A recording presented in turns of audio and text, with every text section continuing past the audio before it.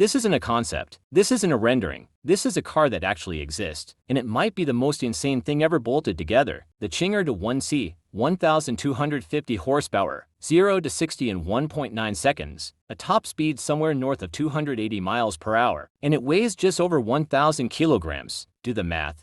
That's a better power-to-weight ratio than a Bugatti Chiron. But here's what makes it genuinely weird. The driver and passenger sit one behind the other, like a fighter jet. Not for looks, because it's aerodynamically more efficient, and almost the entire chassis, printed, literally 3D printed using an AI-designed, lattice structure that no human engineer would have drawn by hand. It runs a twin-turbocharged 0.88-liter V8 paired with 2 electric motors, one on each front wheel. That means torque vectoring so precise it can almost steer itself. Czinger set a production car lap record at Koenigsegg, not a hypercar class record. The record, only 80 will ever be made. The price, around $1.7 million.